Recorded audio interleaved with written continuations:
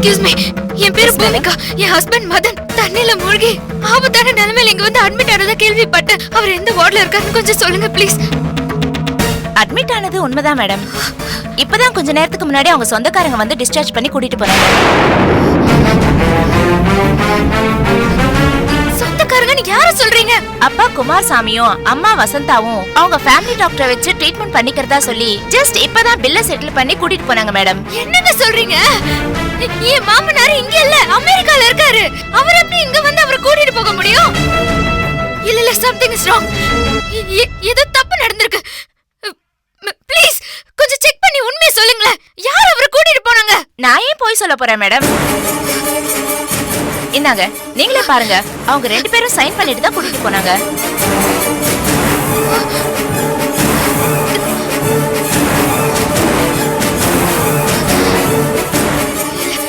இல்ல, இது அத்தை கையெழுத்து இல்ல. இதுல ஏதோ சதி நடந்திருக்கு. ஐயோ கடவுளே, இப்ப நான் என்ன பண்ணுவேன்? என் புருஷனை கண்ணுல காட்டவே மாட்டியா?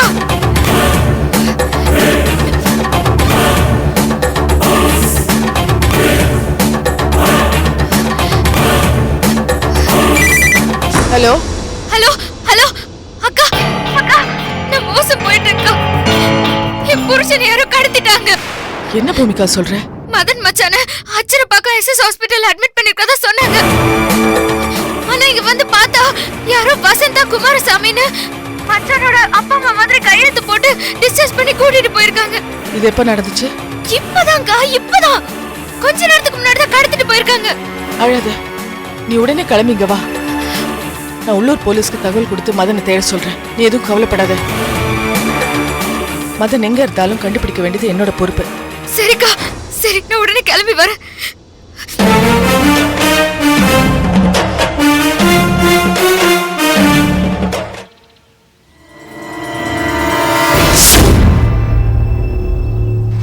கீதா, செல்லு கிடைச்சிருச்சுப்பா. நம்ம வச்சோம்ல அதே இடத்துல வச்ச மாதிரியே இருந்துச்சுப்பா. கொடுங்க. சரி சரி, இதுல நமக்கு தேவைப்படுறதெல்லாம் இருக்கான்னு பாரு. பேட்டரி டெட் ஆயிடுச்சுன்னு நினைக்கிறேன்டா. ஹேய், சரி சரி, ஒன்னும் கவலைப்படாத. என்னோட பேட்டரி உன் போனுக்கு செட் ஆகும்ல. இந்தா போடு.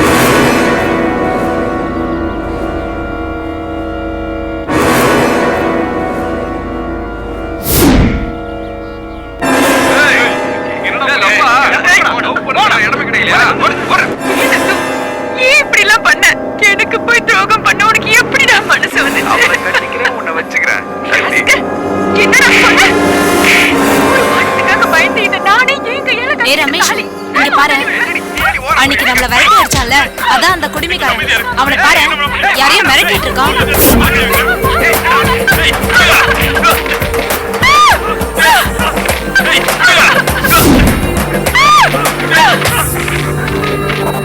டேய் ரமேஷ், இவங்க பேசுனதுல இருந்து என்ன தெரியுதுன்னா, ஒரு பொண்ணுக்கு எடுத்துட்டு இன்னொரு பொண்ணை நிச்சயம் பண்ணி கல்யாணம் பண்ண முயற்சி பண்றான். நியாயத்தை கேட்க வந்த அந்த பொண்ணையும் அவளுக்கு சப்போர்ட்டா வந்த அந்த ஆளையும் எப்படி அடிக்கிறான் பாரு. சரியான கொலகார பாவியா இருப்பான் போல. இவனை சும்மாவே விடக்கூடாது ரமேஷ். இவனை இப்படியே விட்டா ஊரையே கெடுத்துருவான். ஹே கீதா, நமக்கு எதுக்கு இந்த பெரிய இடத்து சமாச்சாரம்லாம்? நமக்கு மொபைல் கிடைச்சதுல அதோட விட. அது எப்படி விட முடியும்? ஒரு பொண்ணை ஏமாத்தி அவளை கை விட்டுட்டு இன்னொரு பொண்ணை கல்யாணம் பண்ணா அது எப்படி விட முடியும்? அவன் செஞ்ச அயோக்கியத்தனத்துக்கு சரியான தண்டனை கொடுக்கணும். சரி கீதா, நீ சொல்றது சரிதான் எனக்கு படுது. இந்த மொபைல்ல இருக்கிற வீடியோவை என் மொபைலுக்கு நான் டிரான்ஸ்ஃபர் பண்ணிக்கிறேன். நாம எதுக்கும் தனியா ஒரு காப்பி எடுத்து வச்சுக்குவோம். இத சாதாரணமா டீல் பண்ணக்கூடாது. இது ரொம்ப பெரிய விஷயமா இருக்கு. இது யார்கிட்ட சொல்லி எப்படி டீல் பண்ணணும்னு எனக்கு நல்லா தெரியும். சரி, இத நீ யார்கிட்ட ஒப்படைக்க போற? வெயிட் பண்ணி பாரு. இத யார்கிட்ட ஒப்படைக்கணுமோ அவங்க கிட்ட ஒப்படைக்க போறேன்.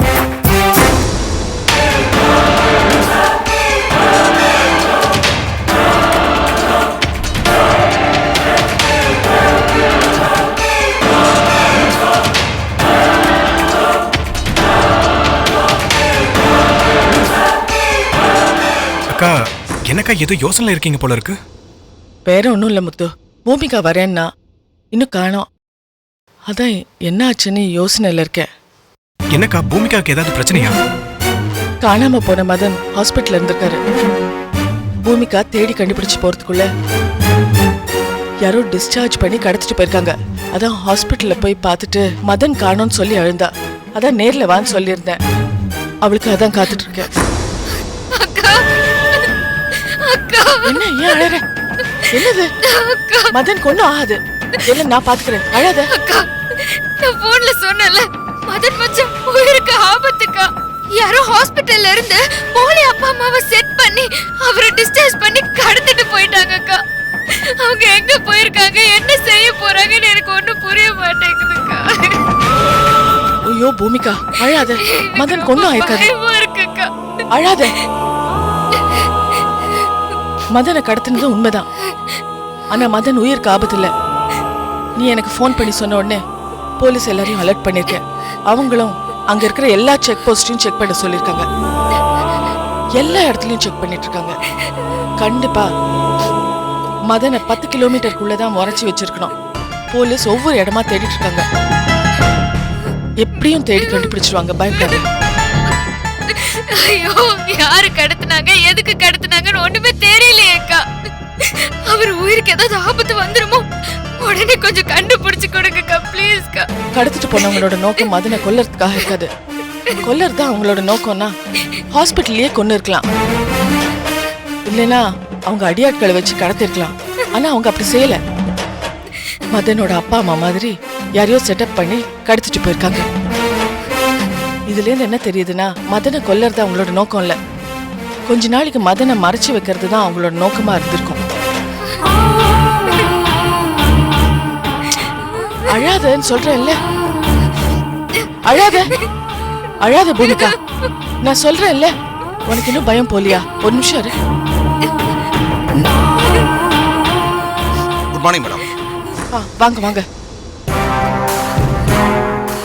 மதனை பத்தி ஏதாவது தகவல் கிடைச்சதா? இன்னும் இல்ல மேடம்.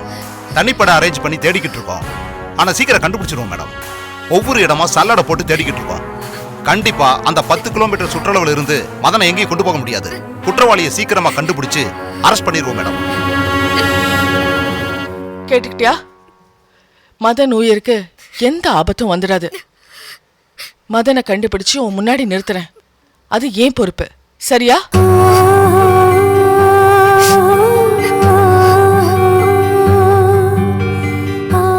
அழாத.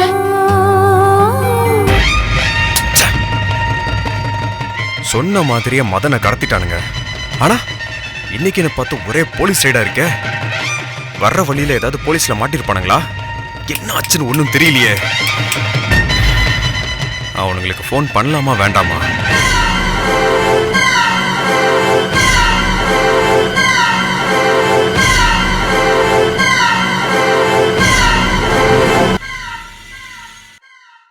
தம்பி, நம்ம எதுக்கு இங்க நிக்கிறோம்? நீங்க பண்றது எதுவுமே புரியல, பயமா இருக்குங்க. கொஞ்சம் பேசாம சும்மா இருக்கீங்களா? யோ, நீ அங்க போய் நில்லியா? அண்ணே, ஃபோன் பண்ணி பாருங்க. சரி, பண்ணி தான் பாப்போமே. ஒரு நிமிஷம். நந்துதான் கால் பண்றான். பேசுங்க பேசுங்க. ஹலோ. டேய், எங்கடா இருக்கீங்க? டேய், நாங்க சிட்டிக்கு வெளியே வந்துட்டோம். யார் கண்ணிலையும் படாம ஒதுக்குப்புறமா இருக்கோம்டா. டேய், நம்ம ஹாஸ்பிட்டல்ல இருந்து மதனை கடத்தின விஷயம் போலீஸ்க்கு தெரிஞ்சிருச்சுடா. ஹாஸ்பிட்டலை சுத்தி 25 கிலோமீட்டருக்கு போலீஸ் பலத்த செக் போஸ்ட்ல இருக்காங்க. ஏன்னா மதன் சென்னை கலெக்டர் அர்ச்சனாவுக்கு ரொம்ப வேண்டப்பட்டவனா. அதனால மதனை கண்டுபிடிக்க கலெக்டர் அர்ச்சனா அதிரடி நடவடிக்கை எடுத்திருக்காங்க. அதனால அவன் நம்ம கிட்ட இருக்கிற ஒவ்வொரு நிமிஷமும் நமக்கு ஆபத்து. டேய், நீ சொல்றத பார்த்தா எனக்கு பயமா இருக்குடா. இப்போ என்னடா பண்றது? நீயே சொல்றா. டேய், நான் சொல்றத நல்லா கவனமா கேளு. ஆ. யாரும் மதன் கூட கார்ல போய் மாட்டிக்க வேண்டாம். செட் பண்ண அப்பா அம்மாவை மட்டும் மதன் கூட அனுப்பி வைங்க. சரி. நம்ம டிரைவர்ட்ட சொல்லி பெங்களூர்ல நம்ம இடத்துல அடைச்சு வைக்க சொல்லுங்க. அங்கேயே அவன் கதையை முடிச்சிடறா. புரியுதா? ஓகேடா, நீ சொன்ன மாதிரி ஏற்பாடு பண்ணிடுறா. உன்னை விட மாட்டேன் மதன்.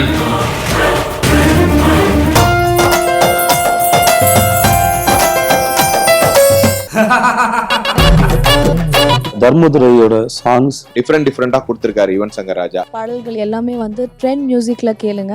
எனி ஃபியூச்சர் அப்டேட்ஸா இருக்கட்டும், ட்ரெண்ட் மியூசிக்கை சப்ஸ்கிரைப் பண்ணுங்க. கண்டிப்பா ட்ரெண்ட் மியூசிக்கை சப்ஸ்கிரைப் பண்ணுங்க. அண்டிப்பட்டி கனவா காத்து ஆள் தூக்குதே, ஐத்த பொண்ணு என்ன தாக்குதே.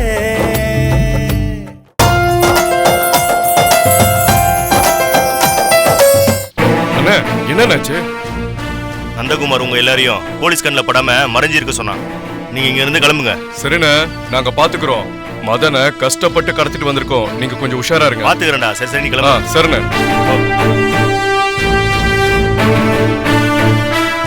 தம்பி, என்ன உங்களை அனுப்பி விட்டீங்க? ஏதாவது பிரச்சனையா? அதெல்லாம் ஒரு பிரச்சனையும் இல்லைண்ணே, நீங்க தைரியமா இருங்க. என் ஃப்ரெண்டு நந்தகுமார் தான் கால் பண்ணான். நம்ம சென்னைக்கு போக முடியாத அளவுக்கு போலீஸ் காவல் போட்டிருக்காங்களா. மதனை கண்டுபிடிக்க எங்க பார்த்தாலும் ஒரே போலீஸ் ரேடா இருக்கான்.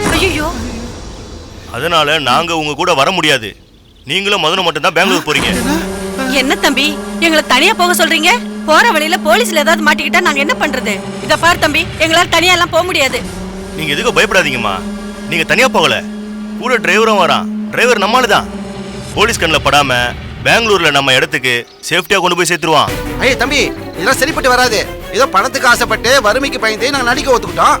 நீங்க பண்றதெல்லாம் பார்த்தா கடைசி வரைக்கும் நாங்க நிம்மதியா வாழவே முடியாது போல இருக்க. தம்பி, எங்களை என்ன ஜெயில கம்பி என்ன சொல்றியா? இது சரிப்படாது, வாமா போலாம். ஏய், என்ன விளையாடுறீங்களா? பணத்துக்கு ஆசைப்பட்டு தானே நடிக்க வந்த. உனக்கு வேண்டியது பணம் தான். இன்னும் எவ்வளவு வேணாலும் பணம் தரேன். பாதியிலே கழுத்தறுத்துட்டு போற மாதிரி இருந்தா இங்கே உன் கழுத்தறுத்து போடு. மரியாதையா மதனை திட்டம் போட்டபடி பெங்களூர்ல கொண்டு போய் சேருங்க. சரியா? இல்ல தம்பி, ஏதாவது பிரச்சனை.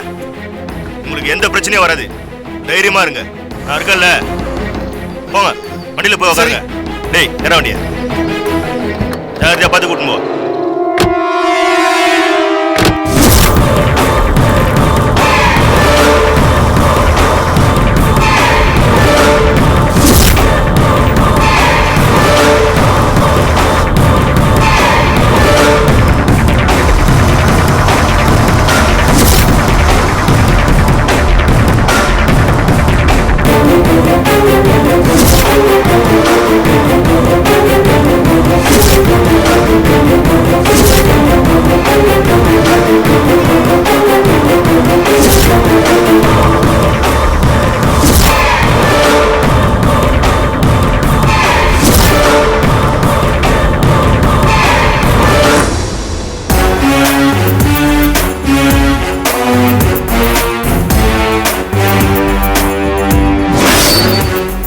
என்ன கீதா, ரமேஷ் ஆபீஸ் வேலை பார்க்காம இங்க வந்து நின்னுட்டு இருக்கீங்க? சார், முக்கியமான ஒரு விஷயம் உங்களை பார்த்துட்டு போலான்னு வந்திருக்கோம். என்ன விஷயம்? என்ன கல்யாணத்துக்கு உங்க வீட்டுல ஒத்துக்கிட்டாங்களா? சம்மதிச்சிடுவாங்கன்னு நம்பிக்கை இருக்கு சார். அப்புறம் என்ன, கல்யாணத்துக்கு நான் வந்து தலைமை தாங்கணுமா இல்ல பணம் ஏதாவது வேணுமா? அதெல்லாம் ஒண்ணும் வேண்டாம் சார். ஒரு முக்கியமான ஆதாரத்தை உங்ககிட்ட கொடுத்துட்டு போலான்னு வந்திருக்கோம். முக்கியமான ஆதாரமா? அது என்னது அது? சார், இந்த மொபைல் இருக்கிற வீடியோ கொஞ்சம் பாருங்க சார். அதுல என்னையா வீடியோ இருக்கு? இது உங்க சம்பந்தப்பட்ட வீடியோ சார். ஏன் சம்பந்தப்பட்டதா?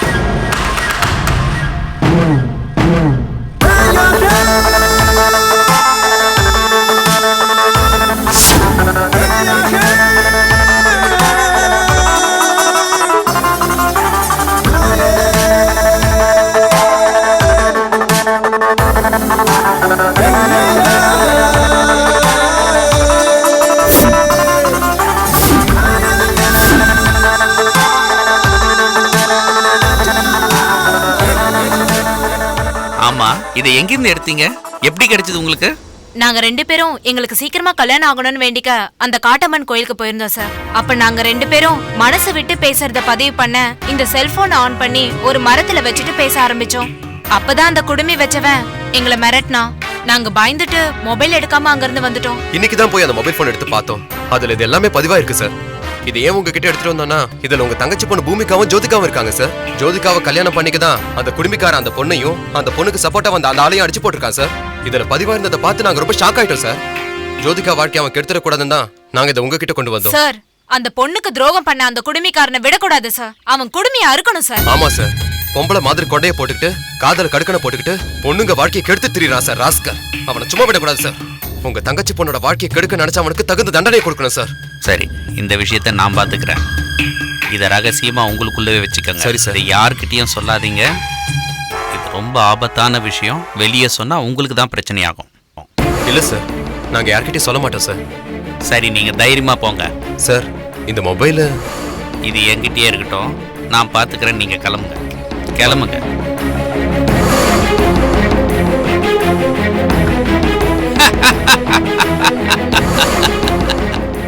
கடவுள் எப்பவுமே என் பக்கம்தான் இருக்கிறார்னு எனக்கு நல்லா தெரியும். பூமிகா, ஜோதிகா, மாலா, மதன், நந்தகுமார், அவங்க அப்பன் கிழவன் வேலாயுதம், அர்ச்சனா, பொன்னுரங்கம், என்னை எதிர்த்தவங்க எல்லாருடைய குடுமையும் இப்ப என் கையில. நான் தான் இப்ப டிசைடிங் அத்தாரிட்டி. நான் நினைச்சா கல்யாணம் நடக்கும், நான் நினைச்சா கல்யாணம் நிற்கும். இப்போ அவங்கள ஆட்டி வைக்கிற ஆண்டவனே நான் தான். நான் யாருக்கு கல்யாணம் பண்ணி வைக்கணும், யாருக்கு கல்யாணம் பண்ணி வைக்க கூடாதுன்றதுக்கு பிளே கிரவுண்டே கிடைச்சிருக்கு. இனிமே தான் நான் பூந்து விளையாட போறேன்.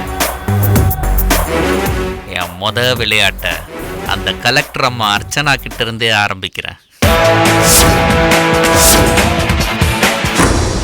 ஆமாம்மா, everything is ready. Invitation cards எல்லாம் பிரிண்ட் பண்ணியாச்சு. இப்போ டிஸ்ட்ரிபியூஷன்ல இருக்கு. ஆமா, நீங்க உங்க ஃபேமிலியோட வராம இருந்துடாதீங்க. Okay clear? ஓகே, பாத்துக்கலாம்.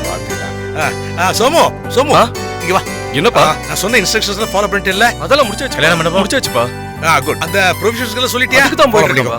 அடடே, வாங்க உட்காருங்க. ஷோபா. வரேன் மாமா. நந்து, அப்பா கிட்ட பேசிட்டு இருக்கேன். கொஞ்சம் வேலை இருக்கு, போயிட்டு வீட்ல இருக்கீங்களா? அப்பா நான் போயிட்டு வரேன். வாங்க உட்காருங்க. இப்படி உட்கார செல்லம், உட்காரு. பாப்பா வந்து இங்க உட்காரு.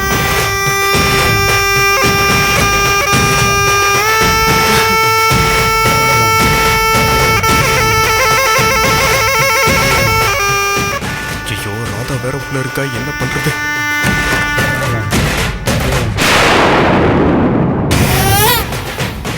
ஜோதிகாவும் மாலாமாவும் வந்திருக்காங்க. என்ன விஷயமா இருக்கும் திடீர்னு வந்திருக்காங்க?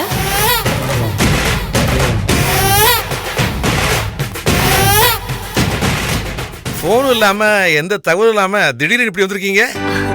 அது ஒண்ணு இல்ல, கல்யாணத்துக்கு ஜவுளி எடுக்கலான்னு இருக்கோம். ஜோதிகாக்கு தேவையான ட்ரெஸ் எல்லாம் நந்தகுமார் தான் செலக்ட் பண்ணணும்னு ஜோதிகா ஆசைப்படுறா. அதே மாதிரி நந்தகுமாரோட ட்ரெஸ்ஸையும் ஜோதிகா தான் செலக்ட் பண்ணணும்னு சொல்றா. அதனால நாளைக்கு எல்லாரும் ஒன்னா சேர்ந்து ஜவுளி கடைக்கு போலாம் வாங்கன்னு சொல்லிட்டு போலாம் தான் வந்தோம். அதுக்கு என்னம்மா, நாளைக்கு என்ன, இன்னைக்கு கூட நாங்க வர தயார். அவங்க விருப்பப்படி எடுத்துக்கிட்டோமே. தாரா, ஒரு 5 காஃபி கொண்டாமா. டாட், என்ன? தாராவுக்கு உடம்பு சரியில்லை, அவ ரெஸ்ட் எடுத்துக்கிட்டு இருக்கா. ஓ அப்படியா? சரி, நீ போய் காஃபி போட்டு கொண்டாமா. சரிங்க மாமா. டேய் நந்து, நீ எங்கடா போற? இல்லப்பா, எனக்கு ஒரு முக்கியமான வேலை இருக்கு, முடிச்சு வந்துடுறேன். உன்னுடைய முக்கியமான வேலை எல்லாம் அப்புறம் பாத்துக்கலாம். நீ முதல்ல உட்கார். என்ன நந்து, பதட்டமாவே இருக்கீங்க? ஐயோ இல்லங்க, அதெல்லாம் ஒண்ணும் இல்ல. ஓகே.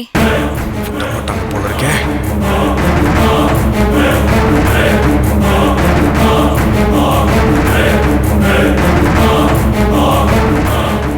ஏண்டா என்னை ஏமாத்தி கர்ப்பமாக்கி என் வாழ்க்கையை அழிச்சிட்டு இப்ப ஜோதிகா வாழ்க்கையும் அழிக்க பாக்குறியா? ஜோதிகா கழுத்துல உன்னை தாலி கட்ட விட மாட்டேன். ஆனா நான் இப்ப இருக்கிற நிலைமையில உண்மையை சொன்னா எல்லாரும் நம்புவாங்களா இல்லையான்னு தெரியலையே.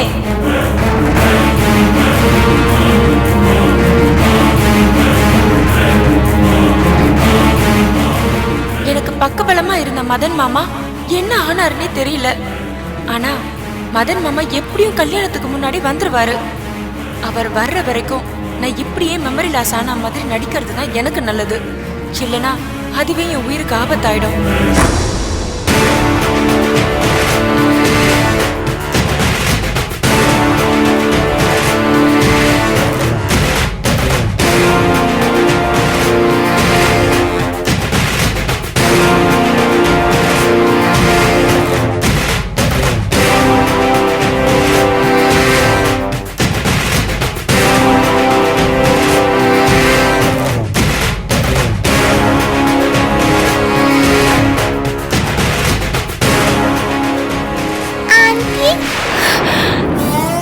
குட்டி,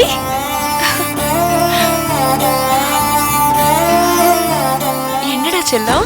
அங்கிள், உங்க வீட்ல யாரும் தாரான்னு இருக்கிறதா எங்க கிட்ட சொல்லவே இல்லையே. எங்க வர சொல்லுங்க பாக்கலாம். இப்போ வர சொல்றேன். தாரா, ஜோதிகா, தாரா எங்க அண்ணி வீட்ல இருந்து கல்யாண வேலைக்காக கூட மாட உதவிக்காக வந்திருக்காங்க. ஓ ஓகே ஓகே. அம்மா, பாப்பாவை காணோம். ஐயோ நானும் பேசிட்டே இருந்தேன் கவனிக்கல. எங்கன்னு பாரு போ. எங்க போயிட போறா? இங்கதான் எங்கயாவது விளையாடிட்டு இருப்பா. நீ வேணா போய் பாருப்பா. சரி, நான் போய் பார்த்து வரேன். ஜோ நீங்க உட்காருங்க, நான் போய் பார்த்து வரேன். இல்ல நானே போய் இல்ல பார்த்து பரவாயில்ல, நீங்க உட்காருங்க, நான் போய் பார்த்து வரேன். எங்க போனாங்க? என்னடி செல்லக்குட்டி, எப்படி இருக்கீங்க? அம்மா கூட வந்தீங்களா? எங்க இருப்பா இவ? ஒருவேளை இந்த பக்கம் போயிருப்பாளோ?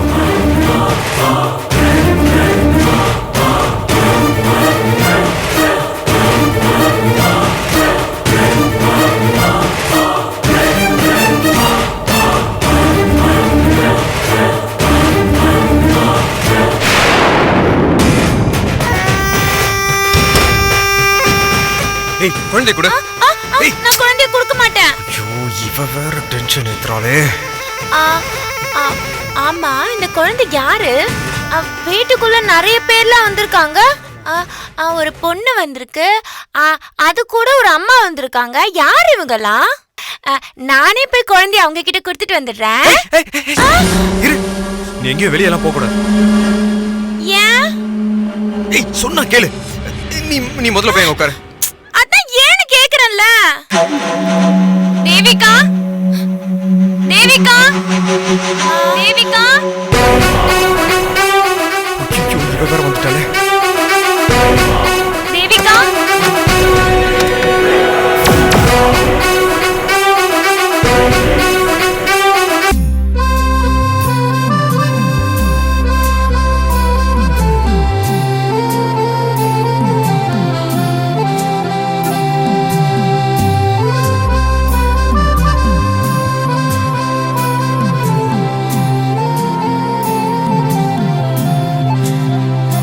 ஆண்டிப்பட்டி கனவா. அவன் அழகாவா இருக்கு. அழகுங்கிறது நிறத்திலேயே உருவத்திலேயே கிடையாது, செய்யற செயல்ல இருக்கு.